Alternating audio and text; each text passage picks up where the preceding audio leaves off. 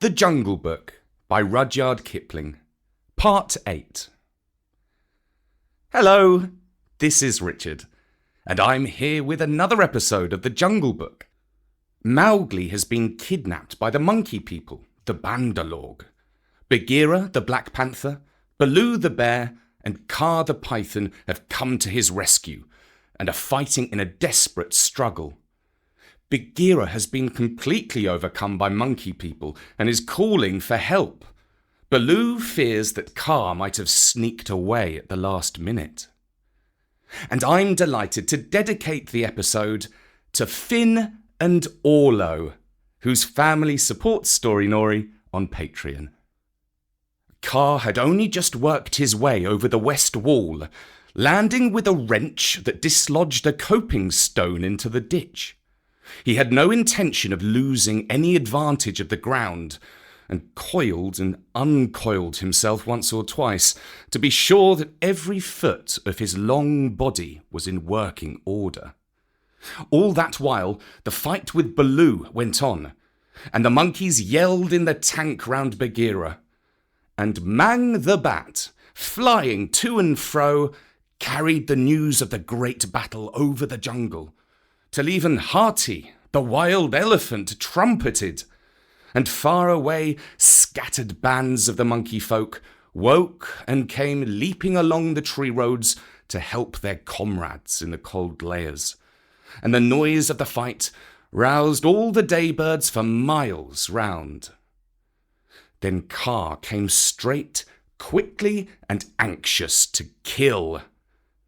The fighting strength of a python is in the driving blow of his head, backed by all the strength and weight of his body.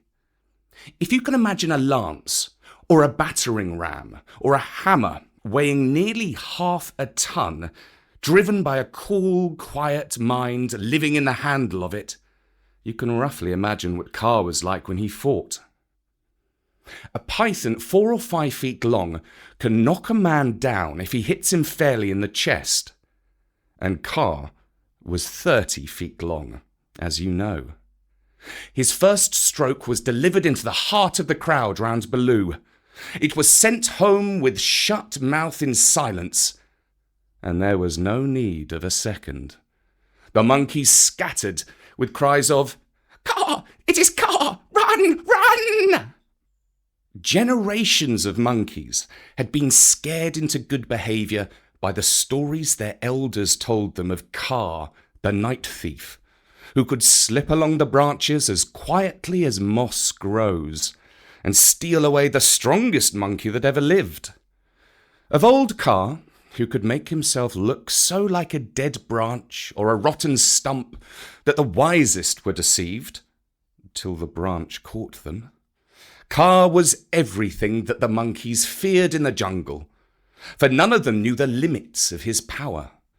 None of them could look him in the face, and none of them had ever come alive out of his hug. And so they ran, stammering with terror, to the walls and the roofs of the houses, and Baloo drew a deep breath of relief. His fur was much thicker than Bagheera's, but he had suffered sorely in the fight. Then Kaa opened his mouth for the first time and spoke one long, hissing word. And the faraway monkeys, hurrying to the defence of the cold layers, stayed where they were, cowering till the loaded branches bent and crackled under them. The monkeys on the walls and the empty houses stopped their cries, and in the stillness that fell upon the city, Mowgli heard Bagheera shaking his wet sides as he came up from the tank. Then the clamour broke out again. The monkeys leapt higher up the walls. They clung around the necks of the big stone idols and shrieked as they skipped along the battlements, while Mowgli, dancing in the summer house, put his eye to the screenwork and hooted owl fashion between his front teeth to show his derision and contempt. "Get the man cub out of that trap! I can do no more," Bagheera gasped. "Let us take the man cub and go. They may attack again." They will not move till I order them. Stay you so. Kaa hissed, and the city was silent once more. I could not come before, brother, but I think I heard thee call. This was to Bagheera. I may have cried out in the battle, Bagheera answered. Baloo, art thou hurt? I am not sure that they did not pull me into 100 little bearlings, said Baloo gravely, shaking one leg after the other. Wow, I am sore. Kaa, we owe thee, I think, our lives, Bagheera and I. No matter. Where is the manling? Here, in a trap. I cannot climb out, cried Mowgli. The curve of the broken dome was above his head. Take him away. He dances like Mao the peacock. He will crush our young, said the cobras inside. said Kaa with a chuckle. He has friends everywhere, this manling. Stand back, manling, and hide you, O poison people. I break down the wall.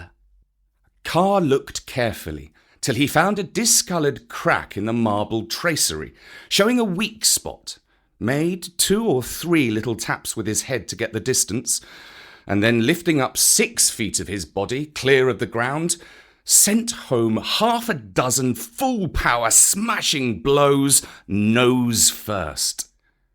The screenwork broke and fell away in a cloud of dust and rubbish, and Mowgli leapt through the opening and flung himself between Baloo and Bagheera, an arm around each big neck. "Art thou hurt?" said Baloo, hugging him softly. "I am sore, hungry, and not a little bruised, but oh, they have handled ye grievously, my brothers. Ye bleed." "Others also," said Bagheera, licking his lips and looking at the monkey dead on the terrace and round the tank. "It is nothing, it is nothing, if thou art safe. Oh, my pride of all little frogs," whimpered Baloo. "That we shall judge later," said Bagheera in a dry voice that Mowgli did not at all like. "But here is Kaa, to whom we owe the battle, and thou owest thy life. Thank him according to our customs, Mowgli." Mowgli turned and saw the great python's head swaying a foot above his own. "So this is the manling," said Kaa. "Very soft is his skin, and he is not unlike the Bandalog. Have a care, manling, that I do not mistake thee for a monkey some twilight when I have a newly changed coat." "We be of one blood, thou and I," Mowgli answered. "I take my life from thee tonight. My kill shall be thy kill, if ever thou art hungry, O Kaa." "All thanks, little brother," said Kaa, though his eyes twinkled. "And what may so bold a hunter kill? I ask that I may follow when next he goes abroad." "I kill nothing. I'm too little, but I drive goats towards such as can use them. When thou art empty, come to me and see if I speak the truth. I have some skill in these." He held out his hands. "And if ever thou art in a trap, I may pay the debt which I owe to thee, to Bagheera and to Baloo here. Good hunting to ye all, my masters." "Well said," growled Baloo, for Mowgli had returned thanks very prettily. The python dropped his head lightly for a minute on Mowgli's shoulder. "A brave heart and a courteous tongue," said he. "They shall carry thee far through the jungle, manling. But now go hence quickly with thy friends. Go and sleep, for the moon sets, and what follows it is not well that thou shouldst see." The moon was sinking behind the hills, and the lines of trembling monkeys huddled together on the walls and battlements looked like ragged, shaky fringes of things. Baloo went down to the tank for a drink, and Bagheera began to put his fur in order as Kaa glided out into the centre of the terrace and brought his jaws together with a ringing snap that drew all the monkeys' eyes upon him. "The moon sets," he said. "Is there yet light enough to see?" From the walls came a moan, like the wind in the treetops. "We see, O Kaa!" "Good! Begins now the dance of the hunger of Kaa. Sit still and watch." He turned twice or thrice in a big circle, weaving his head from right to left. Then he began making loops and figures of 8 with his body, and soft, oozy triangles that melted into squares and 5-sided figures, and coiled mounds, never resting, never hurrying, and never stopping his low, humming song. It grew darker and darker, till at last the dragging, shifting coils disappeared, but they could hear the rustle of the scales. Baloo and Bagheera stood still as stone, growling in their throats, their neck hair bristling, and Mowgli watched and wondered. "Bandalog," said the voice of Kaa at last, "can ye stir foot or hand without my order? Speak!" "Without thy order, we cannot stir foot or hand, O Kaa!" "Good! Come all one pace nearer to me." The lines of the monkeys swayed forward helplessly, and Baloo and Bagheera took one stiff step forward with them. "Nearer!" hissed Kaa, and they all moved again. Mowgli laid his hands on Baloo and Bagheera to get them away, and the two great beasts started as though they had been waked from a dream. "Keep thy hand on my shoulder," Bagheera whispered. "Keep it there, or I must go back. Must go back to Kaa." "Ah! It is only Kaa making circles on the dust," said Mowgli. "Let us go." And the three slipped off through a gap in the walls to the jungle. "Whew!" said Baloo when he stood under the still trees again. "Nevermore will I make an ally of Kaa." And he shook himself all over. "He knows more than we," said Bagheera, trembling. "In a little time, had I stayed, I should have walked down his throat." "Many will walk by that road before the moon rises again," said Baloo. "He will have good hunting, after his own fashion." "But what was the meaning of it all?" said Mowgli, who did not know anything of a python's powers of fascination. "I saw no more than a big snake making foolish circles till the dark came, and his nose was all sore." "Mowgli," said Bagheera angrily, "his nose was sore on thy account, as my ears and sides and paws, and Baloo's neck and shoulders are bitten on thy account. Neither Baloo nor Bagheera will be able to hunt with pleasure for many days." "It is nothing," said Baloo. "We have the man cub again." "True, But he has cost us heavily in time, which might have been spent in good hunting, in wounds, in hair. I am half plucked along my back. And last of all, in honour.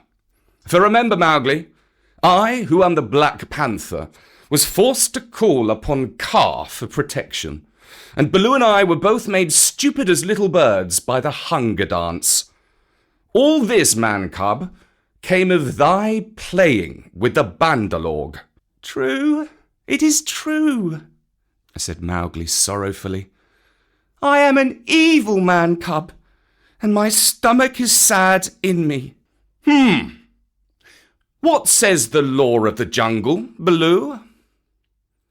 Baloo did not wish to bring Mowgli into any more trouble, but he could not tamper with the law, so he mumbled, Sorrow never stays punishment. But remember, Bagheera, he is very little. I will remember, but he has done mischief, and blows must be dealt now. Mowgli, hast thou anything to say? Nothing. I did wrong. Baloo and thou are wounded. It is just. Bagheera gave him 6 love taps from a panther's point of view. They would hardly have waked one of his own cubs. But for a 7-year-old boy, they amounted to as severe a beating as you could wish to avoid. When it was all over, Mowgli sneezed and picked himself up without a word. Now, said Bagheera, jump on my back, little brother, and we will go home. One of the beauties of jungle law is that punishment settles all scores. There is no nagging afterward. Mowgli laid his head down on Bagheera's back and slept so deeply that he never waked when he was put down in the home cave.